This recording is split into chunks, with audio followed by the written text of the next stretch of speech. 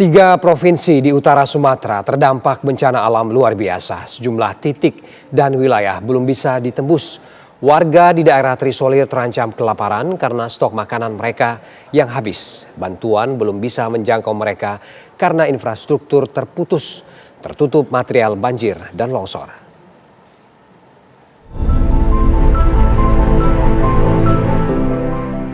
Upaya evakuasi korban bencana banjir bandang dan tanah longsor di Sumatera Barat, Sumatera Utara, dan Aceh terus dilakukan. Evakuasi korban luka berat dilakukan lewat jalur udara. Distribusi bantuan terus disebar ke sejumlah titik. Di darat, tim SAR gabungan terus berusaha membuka jalan ke daerah-daerah yang terisolir. Infrastruktur menuju titik terisolir tertutup material lumpur dan kayu sisa banjir bandang.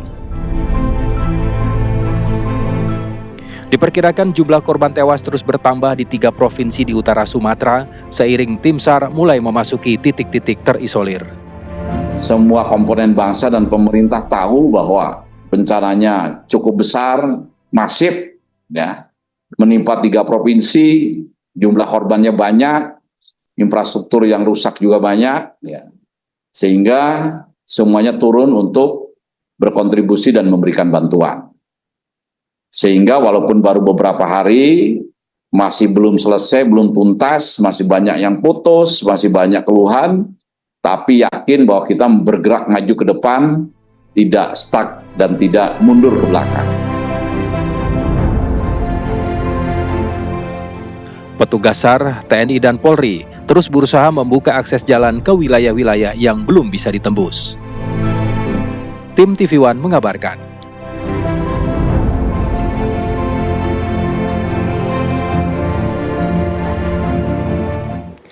Warga yang luka berat terdampak bencana di Sumatera masih terjebak di beberapa daerah yang terisolir. Stok kebutuhan makanan mereka mulai habis. Lalu apa saja gerak cepat pemerintah menangani bencana di Sumatera? Sudah bersama kami Rustian yang merupakan Sekretaris Utama BNPB. Selamat sore Pak Rustian. Selamat sore Mas Perdi, selamat sore pemirsa TV One. Baik, terima kasih Pak Rustian. Saya ingin konfirmasi lagi. Masih banyak warga yang terdampak bencana ini belum terjangkau dan berada di lokasi yang terisolasi. Apa kemudian upaya pemerintah dan BNPB khususnya untuk menjangkau dan memastikan keberadaan para korban terdampak bencana ini butuh bantuan secepatnya?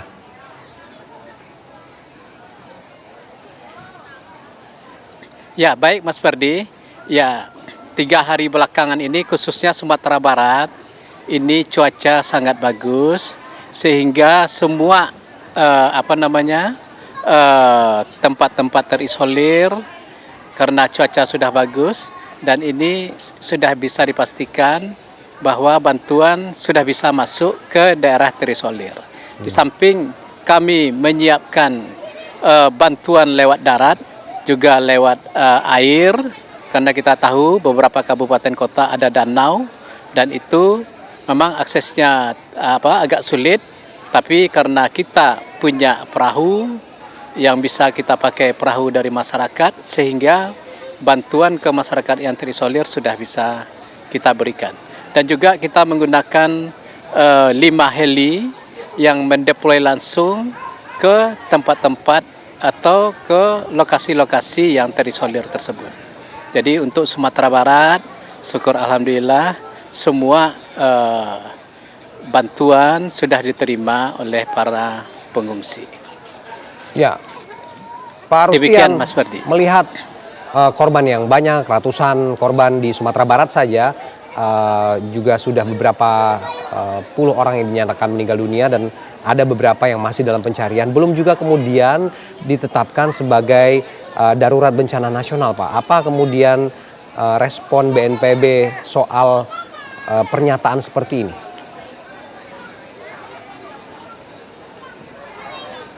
Ya, kita punya aturan Mas Ferdi. Ada undang-undang penanggulangan bencana, ada turunannya sampai peraturan kepala BNPB itu memang ada standar-standarnya. Ada standar kabupaten kota, ada standar provinsi, dan ada standar nasional. Kapan itu standar kabupaten kota ditetapkan oleh bupati dan wali kota? Di saat itu pemerintah daerah kabupaten kota bisa menangani kedaruratan bencana ini secara secara atau sesuai dengan aturan yang ada. Begitu juga dengan provinsi.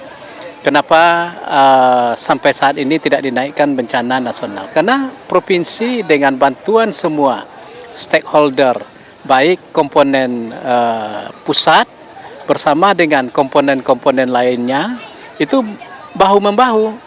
Dan sampai sekarang ini ya semakin membaik, sehingga itu memang ditetapkan sebagai bencana provinsi. Jadi ada aturan itu yang harus kita pakai.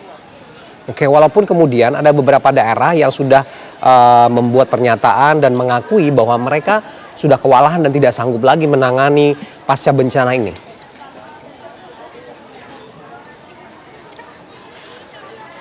Khusus di Sumatera Barat karena kami yang langsung dari pusat mengkoordinasikan dengan para gubernur, bupati, wali kota di 13 kabupaten kota ini, ya semua berjalan dengan baik, Pak Mas Ferdi. Begitu.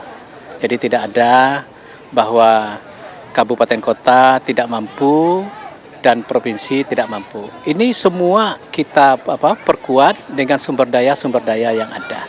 Di dalam bencana ya kita mengenal bahwa ada pemerintah pusat bersama dengan TNI dan Polri dan semua kementerian lembaga, dan juga ada para pakar dan juga ada para akademisi dan juga lembaga-lembaga lainnya, swadaya masyarakat dan juga media yang hadir pada sore hari ini menyampaikan bahwa semua penanganan bencana khususnya di Sumatera Barat ini dengan kerjasama yang baik semua komponen bangsa ini, sehingga penanganannya jauh menjadi lebih baik.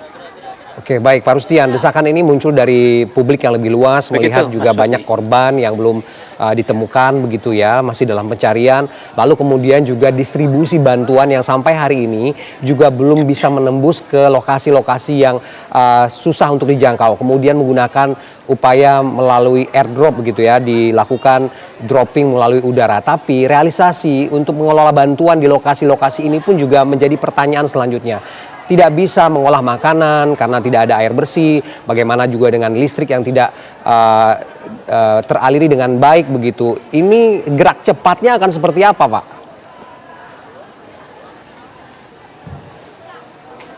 Ya, tadi kan sudah berkumpul semua, kan Pak Presiden mengunjungi Sumatera Barat. Jadi semua stakeholder sudah menyampaikan. Listrik sudah hampir 100% pulih. Memang air itu memang belum sepenuhnya. Tapi kan dengan perkuatan-perkuatan yang lainnya, kita siapkan mobil tangki air sehingga mobilisasi air kepada masyarakat tidak berkurang begitu. Jadi semua komponen-komponen ini bekerja. Ya. Begitu. Oke.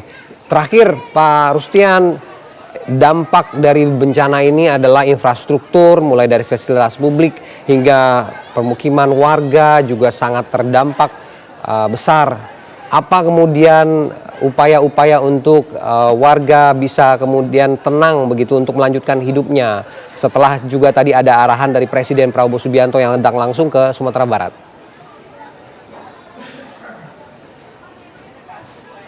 Ya, seperti yang disampaikan tadi bahwa Presiden jelas itu bahwa penanganan darurat segera lakukan pemulihan, baik rumah masyarakat yang rusak maupun fasilitas umum, fasilitas sosial yang lainnya segera dilakukan.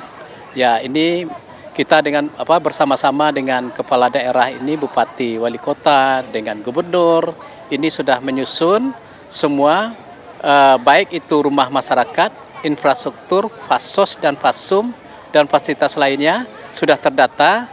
Sehingga dalam waktu yang tidak terlalu lama lagi, ya pemerintah daerah ini akan mengajukan semua usulannya untuk segera kita akan melakukan rehabilitasi dan rekonstruksi.